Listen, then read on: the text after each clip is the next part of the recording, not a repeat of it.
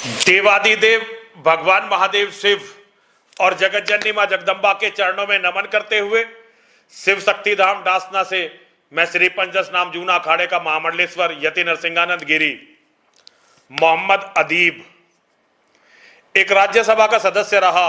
ये व्यक्ति सबसे बड़ी पंचायत में, इस देश की सबसे बड़ी पंचायत में बैठा।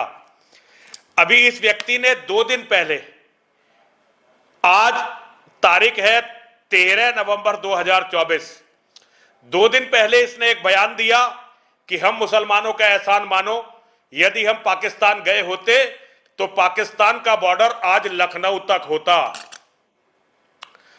अब इतना झूठा, इतना अनलगर प्रलाप, मुझे इसका समझ में नहीं आया कि क्या ये टैंकों पर बैठकर लखनऊ तक पहुंच गया होता ये मोहम्मद अदीब।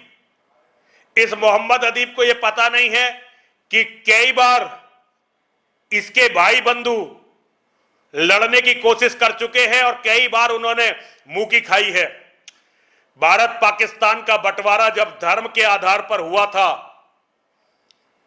तो जितनी मुस्लिम आबादी उस समय भारत की थी, हमारे बड़े बुजुर्गों ने, जिसमें अब जो भी है, वैसे तो बड़े बुजुर्गों ने हमारे नहीं थे, हमारा गद्दार गांधी और गांधी के चेले, मानवता के इतिहास का सबसे बड़ा गद्दार गांधी, मोहम्मद गांधी और उसके चेले, उसके चेलों ने इतना बड़ा विश्वासघात किया था कि मुसलमानों की जितनी आबादी थी उससे अधिक, लगभग 1.5 गुनी जगह पाकिस्तान के नाम पर, पाकिस्तान और पूर्वी पाकिस्तान जो बांग्लादेश बन गया है, दे दी गई थी। उसके बाद भी भारत में मुसलमान रख लिए। और ये जो मोहम्मद अदीब है ना, इसके, ये लखनऊ के आसपास यहां यूपी में रहता है, इसके पूर्वजों ने पाकिस्तान के लिए वोट दिया था, मुस्लिम लीग को। ये मुस्लिम लीग के समर्थक हैं जो भारत के बंटवारे के लिए काम कर रही थी, और एक योजना बनाकर ये यहां रह गए। और आज ये यहां ऐसी अनर्गल बकवास कर रहे हैं, क्योंकि जानते हैं ये कोई इनको ठीक से जवाब देने वाला नहीं है। अरे मोहम्मद अदीब, शर्म हो थोड़ी तो कहीं चुल्लू भर पानी में डूब मर, लेकिन शर्म तुम्हें नहीं आ सकती, क्योंकि तुम उस कौम में ही पैदा नहीं हुए जहां शर्म की जाती है। तुम लोग भिखारी और लुटेरे, पहले भिखारी उसके बाद लुटेरे होते हो। भीख मांगकर भारत में रुक गए बंटवारे के समय। और हमारे बाप दादा ज्यादातर गांधी के मानने वाले थे, गांधी के भक्त थे। उन्होंने सोचा कि ये गांधी जो कह रहा है सही कह रहा होगा, और तुम यहां रह गए। और आज तू कह रहा है कि अगर तू वहां चला गया होता तो लाहौर की जगह पाकिस्तान का बॉर्डर लखनऊ तक होता। अरे तुम जब खतरा हो हमारे लिए, जब तुम इस देश में रहते हो।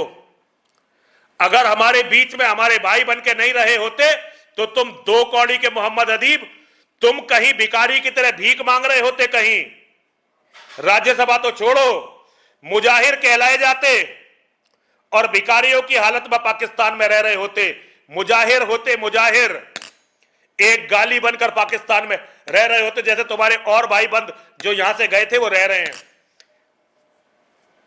मैं भारत के लोगों से कहना चाहता हूं, इस मोहम्मद अदीब जैसे लोगों को जवाब देना सीखिए, इनकी औकात बताना सीखिए। ये इसके बाप की भी हिम्मत, इसके बाप दादा सारे आ जाए ना, उनकी भी हिम्मत नहीं थी कि लाहौर के बॉर्डर को ये लखनऊ तक खींच देता। अरे कोई जंग तुमने बिना धोखेबाजी के नहीं जीती, तुम कैसे इस बॉर्डर को यहां तक खींच देते? और जमीन हमने तुम्हें कितनी ज्यादा तुम्हारी आबादी के हिसाब से दी थी, जरा दस्तावेजों में पढ़ लेना। अरे जाहिल गंवार मोहम्मद अदीब, जरा दस्तावेजों को पढ़ना सीख, जरा किताबों को पढ़ना सीखो। और हिंदुओं, तुम इन जाहिलों का जवाब देना सीखो। कहीं ऐसा ना हो कि इतिहासों में इन जाहिलों की बातें लिखी जाने लगे और ये इतिहास बन जाए। जो कौम अपने इतिहास को भूल जाती है, महाकाल उस कौम को समाप्त कर देते हैं। जरा इन जाहिलों को इनका इतिहास, इनके पूर्वजों की करनी वो समझाइए। मोहम्मद अदीब को समझाइए कि भीख मांगकर मिला हुआ पाकिस्तान, भीख मांगकर मिली हुई जमीन, भीख मांगकर खरीदे हुए टैंकों से तू यहां तक नहीं आ सकता था। वहीं कहीं तू अपनी जीविका के लिए, आजीविका कमाने के लिए लड़ रहा होता। लेकिन हिंदुओं, क्योंकि तुम जवाब नहीं दे रहे हो, तो ये कुछ भी अलग प्रलाप कर रहे हैं। जरा जवाब देने की आदत डालिए। हर हर महादेव, हर हर महादेव, हर हर महादेव।